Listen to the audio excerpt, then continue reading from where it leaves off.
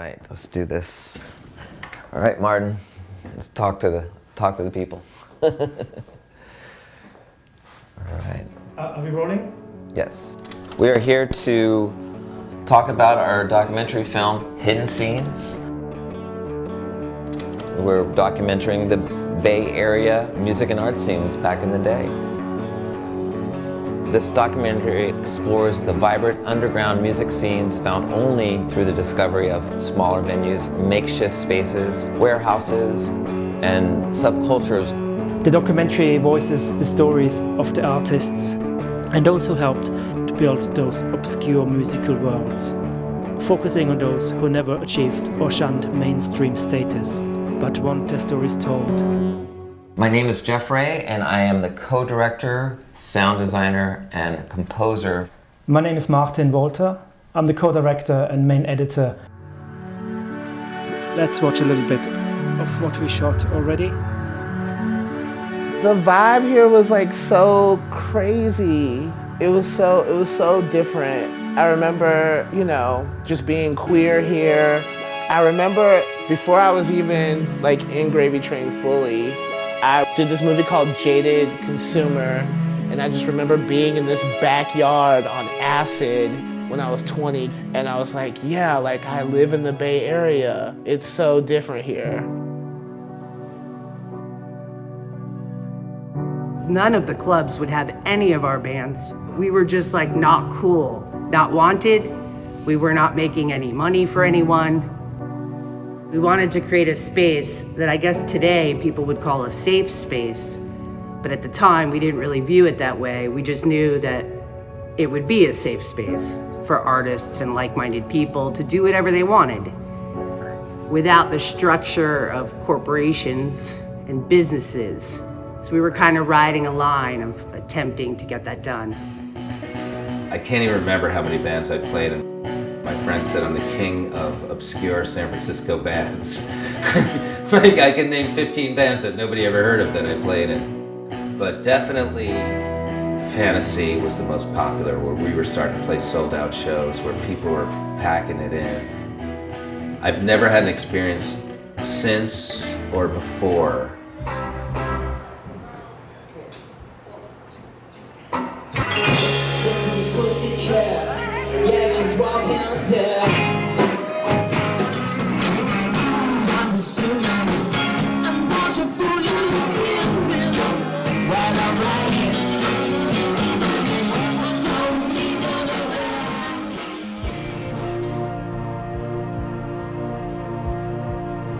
With any kind of creativity that you do with other people, whether or not it's a collective or actually calls itself a community, when you have shows with people over and over, you love them. Like, these are your moments of joy that are unconditional, and you can't help but have that feeling for the people that are around you when you're going through that feeling of joy, playing the music or doing what you love, and there's just no way they can't not be a part of your soul after that.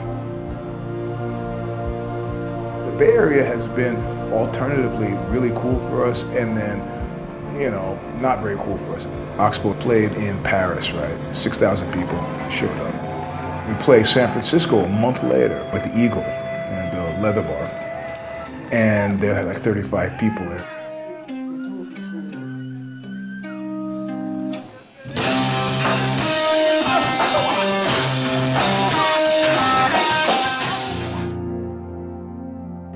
There seemed to be an inexhaustible supply of crazy great bands, just one after another, all sorts of different styles and genres, people really going for it. It was a thriving, happening, unclassifiable scene. I have nostalgia for it all the time, and I feel like it was super important, and I've never really been in a scene since that was like the scene in the Bay Area then. As much as we're passionate about making this film, we're also passionate about underground music. We actually lived and breathed DIY scenes. We were both part of DIY scenes. I was in the London underground techno scene back in the 90s. I was part of the San Francisco Bay scene around this time. I had created a music festival. I was in a band called Zmierzlino. It's in our hearts, it's in our soul, and it's very important to talk about this and a lot of the struggles that these scenes have gone through. Underground art scenes are like graffiti, you know, it's like on the wall one day, the next day gets painted over, and you know, if you don't have a picture of it, you're never gonna see it again. So it's a temporary thing. You don't document it, it's gone forever.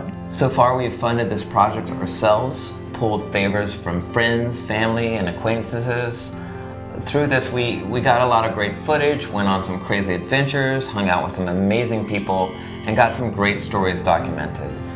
But now we need money to take this project over the finish line. We need money to shoot more amazing interviews, amazing scenes, amazing environments. We need money for B-roll, we need money for post-production, we need money for sound mixing, we need money for equipment, anything you need to finish this film. We need your help to get the money to continue with this project. We think it's important to tell the story.